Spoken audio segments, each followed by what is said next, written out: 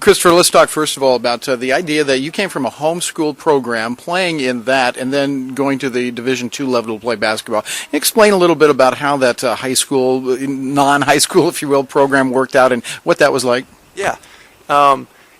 Basically, I played for Kansas City East Christian Academy, which is a competitive sports organization that is for schools that don't have a certain sport or for homeschoolers.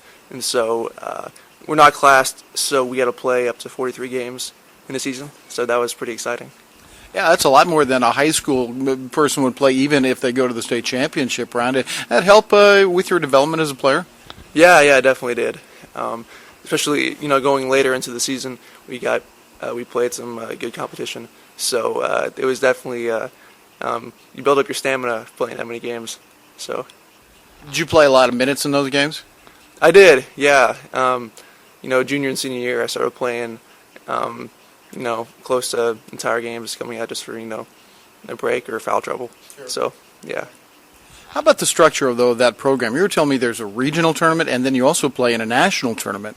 Yeah, so other teams or organizations like ourselves, we have regions across the nation, and all the teams go to the region and they play in a regional tournament, which then seeds them for the national tournament, which takes place in mid-March. So, and those are big tournaments. Yeah. I think all in all, in our nationals, we had 500 plus teams.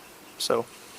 Chris Morrison is our guest here at halftime, and one of the things I think the preconceived notion of being homeschooled is you're sitting around your kitchen table with mom or dad talking to you and you're reading and stuff, but you were telling me that's not the way it is, at least not for you. That's not your experience. Yeah, there's lots of different types of homeschooling.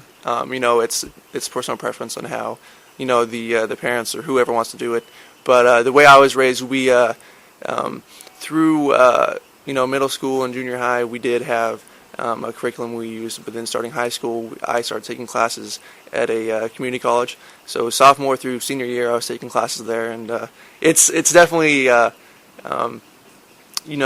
the cliche homeschool what people think.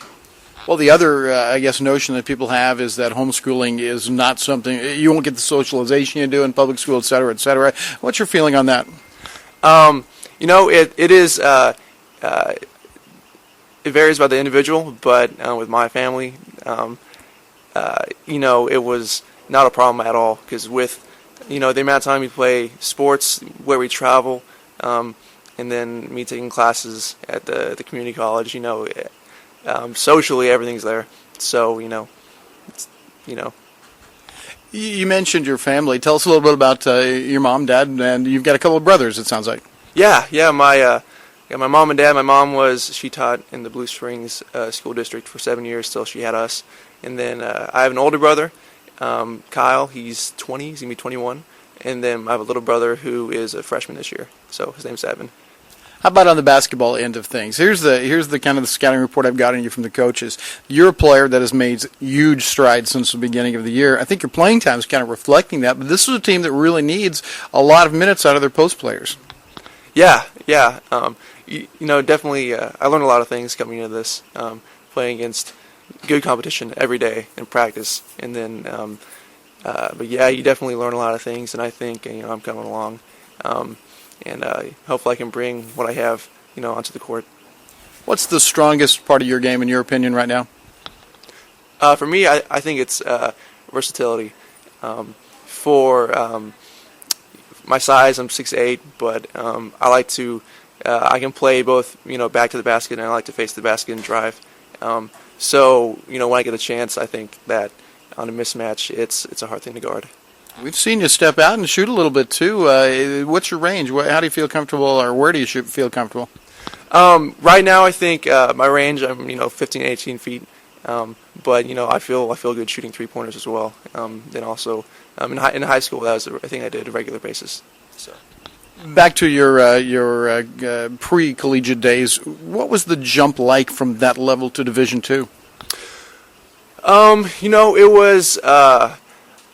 I kind of, I knew it was going to be different than high school was, but the two biggest things for me was the speed of the game and then the competition. in high school you'll come across guys who are teams that don't have, they'll have 3 or 4 good players and max. But now everyone is playing college basketball, NCAA, so you got good competition every day. Chris Morrison, our guest here, and finally, let's talk about the academics at Jewel. Pretty tough school to go to, and what was the first semester been like for you?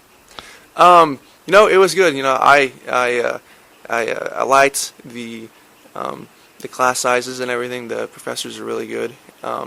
Scholastically, it was something kind of I knew it was going to be different and maybe challenging, but I caught my stride and got along and everything went pretty well.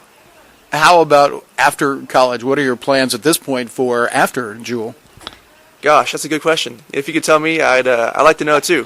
But for right now, I'm going to major in business, and I'm going to see where that takes me. I might end up switching, but right now I don't have any super long-term goals. But I want to get out and get a good career going. Why did you pick Jewel? What attracted you?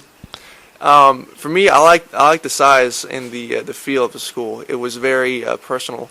I think you go to bigger schools and you're just a number compared to Jewel, where you're a name and people know you. And so I like that. That really